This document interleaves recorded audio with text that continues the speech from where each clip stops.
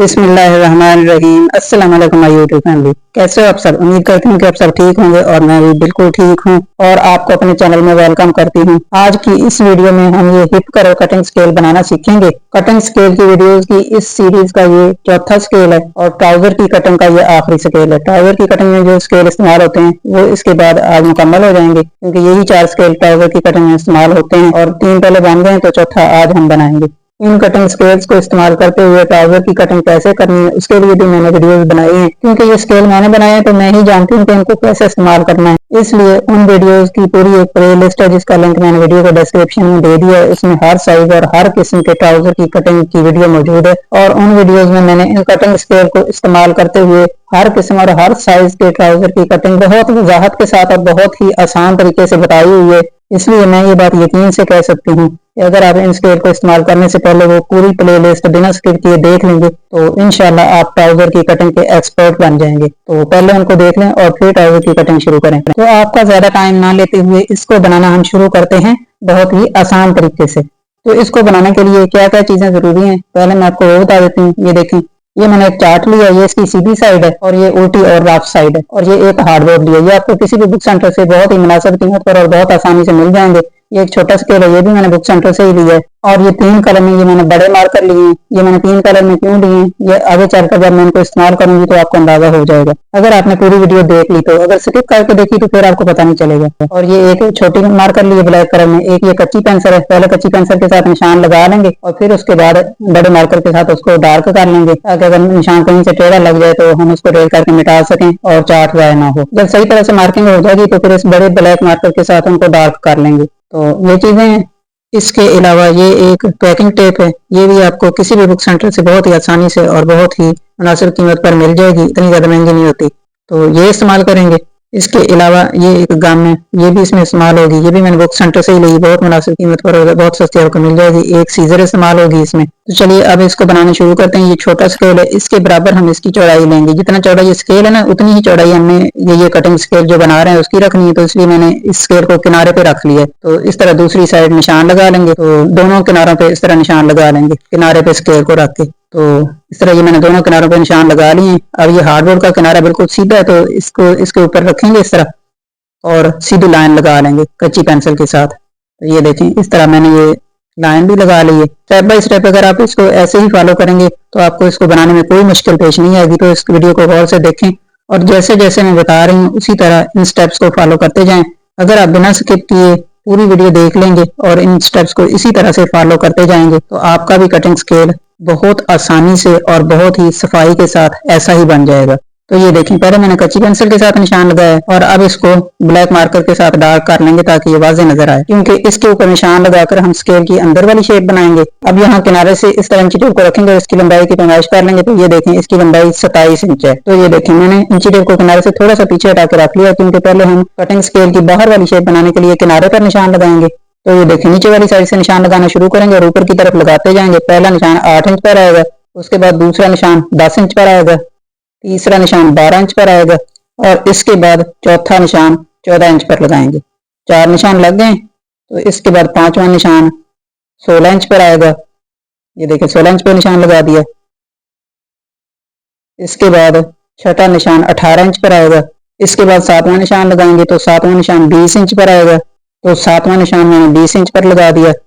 इसके बाद 8वां निशान 22 इंच पर लगाएंगे। तो ये देखें ये मैंने 22 इंच पर निशान लगा दिया। और अब इसके बाद 9वां निशान 24 इंच पर लगाएंगे। तो ये देखें यहाँ 24 इंच पर मैंने 9वां निशान लगा दिया। इसके बाद 10वां निशान 26 इंच पर आएगा। तो ये मैंने 26 इंच पर लगा दिया और आखिरी निशान किनारे पर लगाएंगे। तो ये देखें किनारे पर मैंने आखिरी निशान भी लगा दिया और इस तरह किनारे पर बाहर वाली शेप बनाने के लिए मैंने सारे निशान लगा लिए हैं। और अब इनको डार्क करने के लिए मैंने बड़ा नीला मार्कर इस्तेमाल किया है ताकि निशान प्रोमिनेंट हो जाएं, क्योंकि कटिंग स्केल की बाहर वाली कर्व शेप है ना वो ऐसे आएगी, इस लाइन को क्रॉस करके आगे तक जाएगी और फिर अंदर वाले निशान इधर लगाने तो फिर ये आपस में मिक्स हो जाएंगे।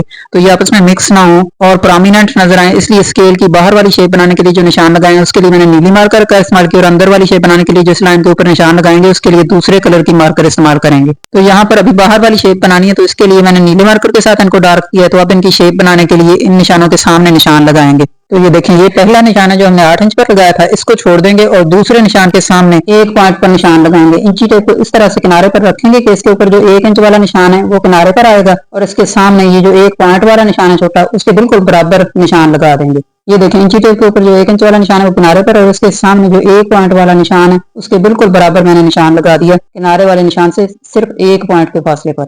एक पॉइंट क्वार्टर इंच का हाफ होता है। ये देखें, मैं आपको जूम करके दिखाती हूँ। ये देखें, इतना होता है एक पॉइंट। ये 1 इंच वाली लाइन है और इसके सामने ये जो छोटी लाइन है यहाँ तक, यहाँ से यहाँ तक कितना होता है एक पॉइंट। तो ये इंच वाली लाइन जो है इसको किनारे पर रखेंगे और इसके सामने ये जो छोटी लाइन है एक पॉइंट वाली, इसके बिल्कुल बराबर निशान लगाएंगे। ये देखें, 1 इंच वाले निशान को मैंने किनारे पर रखा है, उसके सामने एक पॉइंट के बिल्कुल बराबर निशान लगाया। अब इसी तरीके से तीसरे निशान के सामने क्वार्टर इंच पर निशान लगाएंगे। ये इंच वाला निशान मैंने किनारे पर रखा है और इसके सामने जो क्वार्टर इंच वाला निशान है उसके बिल्कुल बराबर निशान लगा दिया, किनारे वाले निशान से क्वार्टर इंच के फासले पर। इसी तरीके से अब चौथे निशान के सामने हाफ इंच पर निशान लगाएंगे। ये देखें, 1 इंच वाली लाइन किनारे के ऊपर रखी हुई है और उसके बिल्कुल सामने हाफ इंच के फासले पर मैंने चौथा निशान लगा दिया।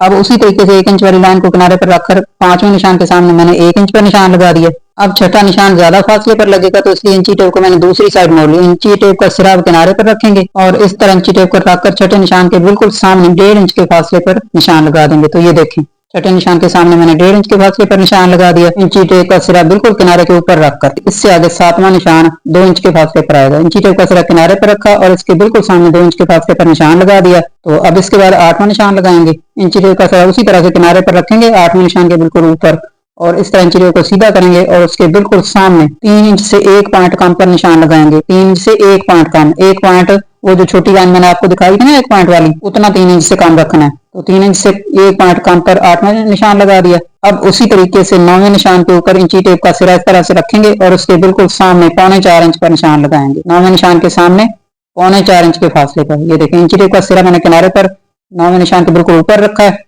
और इसके सामने 3.25 इंच के ऊपर ये निशान लगा दिया। अब इसके बाद 10वें निशान के सामने निशान लगाएंगे। इंची टेप का सिरा इस तरह 10वें निशान के ऊपर किनारे पर रखा है और उसके बिल्कुल सामने 5 इंच पर निशान लगाएंगे। ये देखें, इंची टेप को इस तरह बिल्कुल सीधा रखेंगे और किनारे वाले निशान से 5 इंच के फासले पर। ये देखें, यहाँ से इंची टेप का सिरा बिल्कुल किनारे पर है और किनारे से 5 इंच के फासले पर मैंने 10वां निशान भी लगा दिया। अब 11वां और आखिरी निशान किनारे पर आएगा तो इस तरह से इंची टेप का सिरा यहाँ कोने पर रखेंगे और इसके बिल्कुल सामने 5.5 इंच पर निशान लगाएंगे।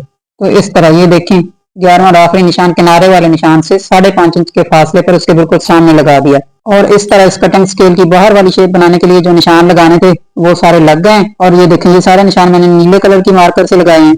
अब इन निशानों को मिलाएंगे और बाहर वाली शेप बनाने के लिए लाइन लगा लेंगे। तो पहला निशान जो छोड़ दिया था जिसके सामने निशान नहीं लगाया था, अब उसके ऊपर स्केल का किनारा इस तरह से रखेंगे और दूसरे निशान के सामने जो हमने 1 पॉइंट पर निशान लगाया था ना नीले मार्कर के साथ, उसके ऊपर दूसरा किनारा स्केल का रखेंगे और इस तरह से पहले निशान के साथ मिलाते हुए इस तरह एक तिरछी लाइन लगा लेंगे। इन दोनों निशानों को मिलाने के बाद अब तीसरे निशान के सामने जो 1/4 इंच पर निशान लगाया था इसको उसके साथ मिलाएंगे इस तरह लाइन लगाकर। तो इस तरह अब शेप बनाने के लिए जो सारे निशान लगाए हैं इनमें से 2 निशानों के ऊपर इस तरह स्केल को रखते जाएंगे और लाइन लगाकर इनको मिलाते जाएंगे और इस तरह कटिंग स्केल की बाहर वाली शेप मुकम्मल हो जाएगी। इन निशानों को मिलाने के लिए जो मैं लाइन लगा रही हूँ वो पहले कच्ची पेंसिल के साथ लगा रही हूँ ताकि सफाई से लग जाए पहले, तो फिर हम बाद में इसको डार्क कर लेंगे ताकि अगर टेढ़ी लग जाए तो रेज करके मिटाई जा सके और इस तरह हमारी मेहनत भी जाया नहीं होगी और चार्ट भी जाया नहीं होगा। जब सीधी लग जाएगी तो फिर हम इसको बाद में मार्कर के साथ डार्क करेंगे।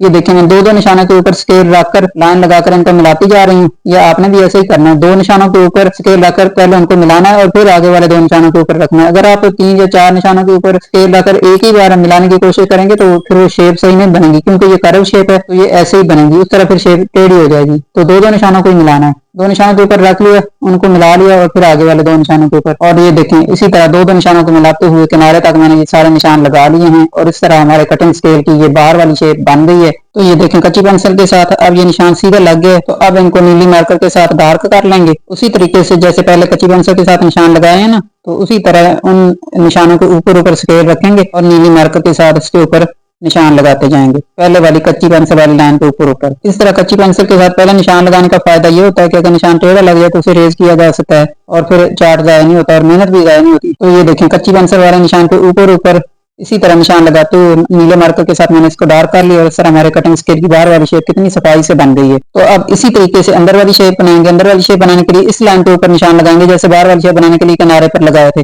पहले सीधी लाइन के ऊपर निशान लगा लेंगे और फिर उन निशानों के सामने शेप बनाने के लिए निशान लगा लेंगे और दोनों साइडों की शेप बनाने के बाद फिर इनकी इकट्ठी कटिंग करेंगे। तो ये देखिए यहाँ पर इंची टेप को मैंने किनारे पर रख लिया और इस लाइन के ऊपर पहला निशान 6 इंच पर लगाया है, दूसरा निशान 8 इंच पर लगाएंगे, और इसके बाद तीसरा निशान 10 इंच पर लगाया है, चौथा निशान 12 इंच पर आएगा। तो ये देखिए चौथा निशान मैंने 12 इंच पर लगा दिया। 12 के बाद पांचवा निशान 15 इंच पर आएगा। तो ये देखें उससे 3 इंच के फासले पर 15 इंच पर ये मैंने पांचवा निशान भी लगा दिया। इसके बाद छठा निशान 17 इंच पर आएगा। तो ये मैंने 17 इंच पर छठा निशान लगा दिया। इसके बाद सातवां निशान 19 इंच पर आएगा। तो ये मैंने 19 इंच पर सातवां निशान लगा दिया। इसके बाद आठवां निशान 21 इंच पर लगाया है। तो ये देखें आठवें के बाद अब नौवां निशान लगाएंगे। तो नौवां निशान 24 इंच पर आएगा। आठवें निशान से 3 इंच के फासले पर 24 इंच पर ये मैंने नौवां निशान भी लगा दिया। अब 10वां और आखिरी निशान किनारे पर लगाएंगे। तो ये देखें किनारे तक लंबाई 27 इंच है, तो किनारे पर मैंने ये 10वां निशान भी लगा दिया। तो अब इन निशानों को रेड मार्कर के साथ डार्क कर लेंगे। जो निशान लगाया है ना उनके ऊपर रेड मार्कर लगाकर इस तरह इनको डार्क कर लेंगे ताकि वाज़ेह नजर आए। इन निशानों को डार्क करने के बाद अब इनके सामने शेप बनाने के लिए निशान लगाएंगे। तो ये पहला निशान छोड़ देंगे और दूसरे निशान के सामने क्वार्टर इंच का निशान लगाएंगे। क्वार्टर इंच 1 इंच का चौथा हिस्सा होता है। अब इंची टेप को इस सीधी लाइन के ऊपर इस तरह रखेंगे कि इंची टेप के ऊपर जो 1 इंच वाला निशान है वो इस लाइन के और दूसरे निशान के बिल्कुल ऊपर आए, और इस तरह दूसरे निशान के सामने क्वार्टर इंच पर निशान लगा देंगे। इसके बाद तीसरे निशान के सामने हाफ इंच पर निशान लगाएंगे। ये देखें यहाँ पर भी मैंने 1 इंच वाला निशान बिल्कुल लाइन के ऊपर रखा है। इसी तरीके से चौथे निशान के सामने पौने इंच पर निशान लगा देंगे। ये देखें इंची टेप के ऊपर जो 2 इंच वाला निशान है वो मैंने लाइन के ऊपर चौथे निशान के बिल्कुल बराबर करके रखा है और उसके बिल्कुल सामने पौने इंच के फासले पर चौथा निशान लगा दिया। अब पांचवा निशान 1.25 इंच पर लगाएंगे। तो 2 इंच वाला निशान लाइन के ऊपर है और उसके बिल्कुल सामने 1.25 इंच पर मैंने पांचवा निशान भी लगा दिया। इसी तरह छठा निशान 1.25 इंच पर लगाएंगे। तो ये देखें इंची टेप के ऊपर जो 2 इंच वाला निशान है वो मैंने छठे निशान के बिल्कुल बराबर लाइन के ऊपर रखा है। इंची टेप के सिरे के ऊपर क्योंकि कैप्चर और क्वार्टर इंच वाला निशान वाज़ेह नजर नहीं आ रहा था, तो इसलिए मैंने इंची टेप को थोड़ा आगे कर लिया और 3 इंच वाला निशान लाइन के ऊपर कर लिया। अब ये देखें 3 इंच वाले निशान से अब आगे 2 इंच 1 इंच वाले निशान तक 2 इंच बनता है ना, ये 3 इंच वाला निशान है, और यहाँ से आगे ये 1 इंच हो गया और ये 1.25 इंच हो गया। तो इस तरह छठे निशान के सामने मैंने 1.25 इंच पर निशान लगा दिया। और ये देखें लाइन के ऊपर ये जो छठा निशान है इसके सामने 1.25 इंच पर निशान लगाया। अब सातवें निशान के सामने 2.5 इंच पर निशान लगाएंगे। क्योंकि अब आगे लंबे निशान आ जाते इसलिए मैंने इंची टेप को दूसरी साइड मोड़ लिया है और ये सातवां निशान है। ये देखें इंची टेप का बिल्कुल कोना सातवें निशान के ऊपर मैंने रखा है और इसके बिल्कुल सामने 2.5 इंच पर निशान लगाएंगे। तो ये देखें सातवें निशान के सामने 2.5 इंच के फासले पर ये मैंने सातवां निशान भी लगा दिया। अब इसी तरीके से आठवां निशान लगाएंगे। लाइन के ऊपर ये जो आठवां निशान है इसके ऊपर मैंने इंची टेप का कोना बिल्कुल ऊपर रख लिया और इसके बिल्कुल सामने 4.25 इंच वाले निशान से 1 पॉइंट या 1 सूत्र कम पर निशान लगाएंगे। ये जो 4.25 इंच वाला निशान है ना इंची टेप के ऊपर, इससे 1 पॉइंट या 1 सूत्र कम पर ये मैंने आठवां निशान भी लगा दिया। अब इसी तरह से 9वें निशान के ऊपर इंची टेप को रखा है। ये देखें इंची टेप का सिरा लाइन के ऊपर जो 9वां निशान है ना उसके बिल्कुल किनारे के ऊपर है। ये देखें ये लाइन है और ये लाइन के बिल्कुल किनारे के ऊपर ये जो 9वां निशान है इसके ऊपर मैंने इंची टेप को इस तरह से रख लिया। तो अब इंची टेप को सीधा करेंगे और इसके बिल्कुल सामने 5.5 इंच पर 9वां निशान लगाएंगे। तो ये देखें 9वें निशान के सामने 5.5 इंच के फासले पर ये मैंने 9वां निशान भी लगा दिया। अब इस लाइन के ऊपर 10वां और आखिरी निशान जो मैंने किनारे पर लगाया था उसके ऊपर इंची टेप का सिरा इस तरह से रखेंगे और इसके बिल्कुल सामने 8 इंच के फासले पर निशान लगाएंगे। ये देखें इंची टेप का सिरा मैंने किनारे पर रखा है और उसके बिल्कुल सामने 8 इंच के फासले पर 10वां और आखिरी निशान भी लगा दिया। ये जो सीधी लाइन लगाई थी ना निशान लगाने के लिए पहले कच्ची पेंसिल के साथ, इस लाइन के बिल्कुल किनारे के ऊपर इंची टेप का सिरा रखा है। इस तरह इंची टेप को सीधा किया है और इंची टेप के ऊपर जो 8 इंच वाला निशान है उसके बिल्कुल सामने और बिल्कुल बराबर ये मैंने 10वां और आखिरी निशान लगाया है। अब कटिंग स्केल के अंदर वाली शेप बनाने के लिए लाइन लगाएंगे। तो इस निशान से शुरू करेंगे। इधर से स्केल लाइन वाले निशान के ऊपर रखेंगे और दूसरे निशान के जो सामने शेप बनाने के लिए निशान लगाया था उसके ऊपर मैंने स्केल को रखा है और इन दोनों को मिलाकर एक लाइन लगा ली है। तो इसी तरीके से इस लाइन वाले निशानों के सामने जो स्केल की शेप बनाने के लिए मैंने निशान लगाए हैं उन दो निशानों के ऊपर इस तरह स्केल रखते जाएंगे और इन दोनों को मिलाकर लाइन लगाते जाएंगे और इस तरह ये लाइन किनारे तक लगाएंगे। तो ये निशान लगाते वक्त दो निशानों के ऊपर स्केल रखकर इनको मिलाकर लाइन लगाएं, तभी स्केल की ये जो कर्व शेप है सफाई के साथ और सीधी बनेगी। तो ये देखें मैं दो निशानों के ऊपर स्केल को रखती जा रही हूँ और इनको मिलाकर लाइन लगाती जा रही हूँ। तो इस तरह ये लाइन किनारे तक लगा लेंगे। तो ये देखें ये मैंने इन निशानों को मिलाते हुए किनारे तक ये लाइन लगा ली है और इस तरह हमारे कटिंग स्केल की अंदर वाली जो कर्व शेप है वो बहुत सफाई के साथ बन गई है। ये देखें अब इसको डार्क कर लेते हैं बड़े मार्कर के साथ। तो उन्हीं निशानों के ऊपर ऊपर स्केल को रखते जाएंगे और मार्कर के साथ इनको डार्क कर लेंगे। पहले वाली कच्ची पेंसिल के साथ जो लाइन लगाई है ना उसी के ऊपर ऊपर इस तरह स्केल को रखते जाएंगे और लाइन लगाते जाएंगे। तो इसके लिए मैंने रेड मार्कर का इस्तेमाल किया है। तो ये देखें अब मैंने इनको डार्क कर लिया इसी तरह से। तो पहले कच्ची पेंसिल के साथ इनको इसलिए लगाया था ताकि अगर कहीं से निशान टेढ़ा हो जाए तो उसे रेज करके मिटाया जा सके और चार्ट जाए ना हो और ना ही हमारी मेहनत जाए हो। तो आप भी ऐसे ही कीजिएगा, तभी आप इसको आसानी से बना पाएंगे। तो ये निशान लग गए, तो अब इन निशानों के ऊपर से इसकी कटिंग कर लेते हैं। तो ये देखें, अंदर वाली साइड से भी मैंने इसको काट लिया और बाहर वाली साइड से भी निशान के ऊपर से मैंने इसको काट लिया। अब इसके ऊपर गम लगा देंगे। तो ये गम भी मैं चार्ट की उल्टी साइड पर लगा रही हूँ, उल्टी साइड पर ही निशान लगाए थे। तो अब इस गम को अच्छी तरह से फैला लेंगे ताकि ये अच्छी तरह से चिपक जाए, तभी ये मजबूत बनेगा।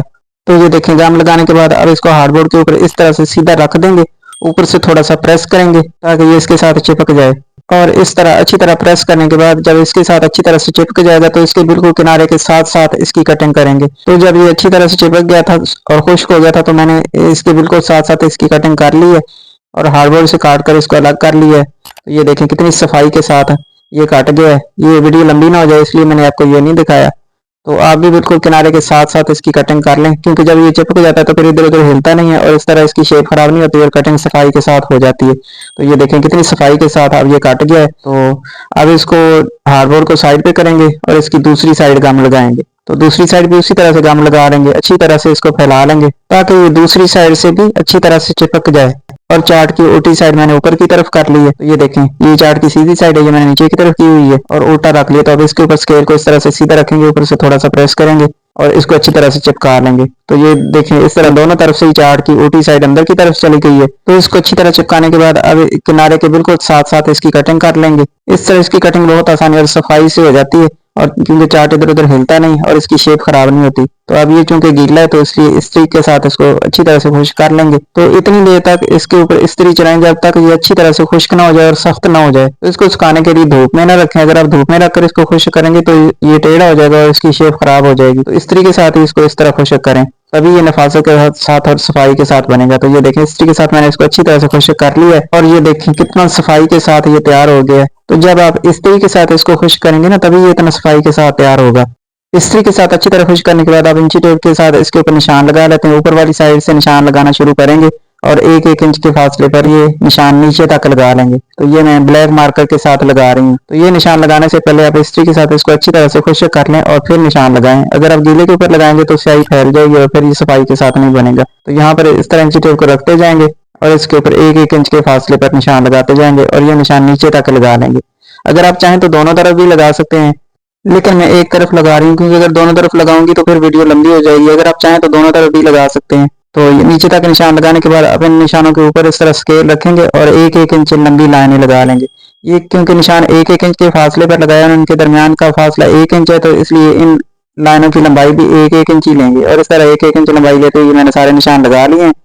तो ये देखिए, ये निशान कितनी सफाई और नफासत के साथ लग गए हैं। तो अब इनके ऊपर नंबर लगा लेंगे। तो नंबर भी मैंने ऊपर वाली साइड से ही शुरू किए हैं, तो ऊपर वाली साइड से शुरू करें और नीचे तक लगा लें। तो इस तरह स्केल के ऊपर पहले 1 इंच वाले निशान लगा लें, फिर नंबर लगा लें और फिर उनके दरमियान जब हाफ इंच वाले निशान लगाएंगे तो वो आसानी से लग जाएंगे और सफाई के साथ लग जाएंगे। तो यहाँ पर मैंने पहले 1 इंच वाले निशान लगाए, फिर उनके ऊपर नंबर लगाए। अब इनके सेंटर में हाफ इंच वाले निशान लगाएंगे। तो ये देखें, 1 इंच वाली लाइनों के बिल्कुल सेंटर में इस तरह निशान लगा लेंगे पहले और फिर इनके ऊपर लाइनें लगा लेंगे।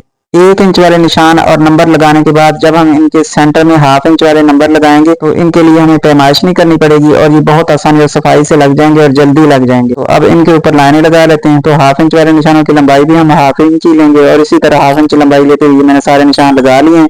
और दूसरी तरफ स्केल का नाम लिख देंगे हिप कर्व कटिंग स्केल, ताकि हमें ये आइडिया रहे कि ये कौन सा स्केल है और किस साइड पे इस्तेमाल करना है। क्योंकि हिप कर्व और लेग कर्व ये दोनों स्केल कर्व वाले होते हैं, तो इस तरह हमें इनको इस्तेमाल करने में आसानी रहेगी। तो यहाँ पर ये मैंने हिप कर्व कटिंग स्केल नाम लिख दिया है।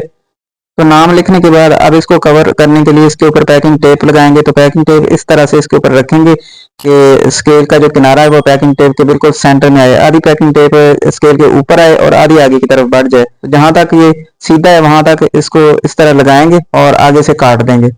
इतना पीस लगाकर इसको पहले दूसरी साइड फोल्ड कर देंगे, क्योंकि सीधे स्केल के ऊपर तो हमने एक ही बार लगा दी थी एक ही पीस के साथ। ये क्योंकि कर्व शेप में है तो इसलिए पीसेस में लगाना पड़ेगा। तो इसलिए जहां तक स्केल का किनारा सीधा था वहां तक पैकिंग टेप के सेंटर में आ गया, वहां तक मैंने लगा लिया और आगे से कर्व शेप आ गई थी तो इसलिए काट दिया। तो अब कर्व शेप है तो आगे जहां तक किनारा स्केल के सेंटर में आएगा उतना लंबा पीस हम काटेंगे और इसके ऊपर लगाएंगे और दूसरी साइड फोल्ड कर देंगे इस तरह। ये स्केल क्योंकि कर्व में है और पैकिंग टेप सीधी है तो सारे स्केल का किनारा तो एक ही दफा पैकिंग टेप के सेंटर में नहीं आएगा, तो इसलिए पीसेज में लगाना पड़ेगा।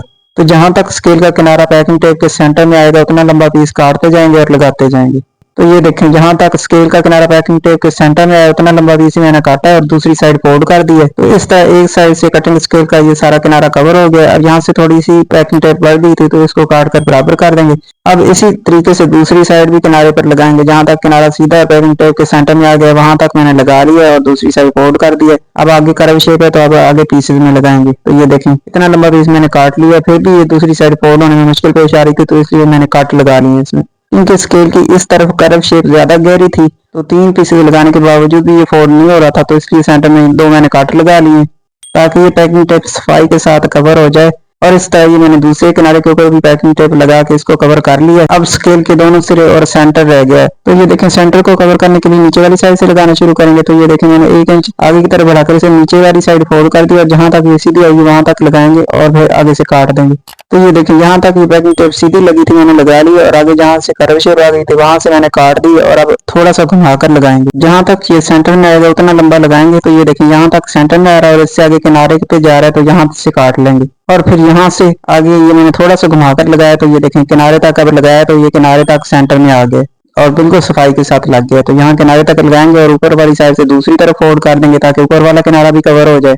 और ये देखिए, ऊपर वाली साइड से मैंने दूसरी तरफ फोल्ड कर दिया और इस तरह ऊपर वाला किनारा भी कवर हो गया। तो अब इसी तरीके से 2 पीसेज में काट कर दूसरी तरफ भी पैकिंग टेप लगा देंगे। तो ये देखें, एक पीस काट कर मैंने ऊपर वाली साइड से लगा दिया, फिर थोड़ा सा घुमाकर लगाया तो ये नीचे तक लग गया जहां तक फोल्ड करके दूसरी साइड से लगाया था। और ये देखिए, इस तरह से मैंने हर तरफ से पैकिंग टेप लगाकर सारे स्केल को चारों तरफ से कवर कर दिया और कितनी सफाई से हमारा ये कटिंग स्केल बनकर तैयार हो गया। और इसके साथ ही ट्राउजर की कटिंग के सारे स्केल आज मुकम्मल हो गए।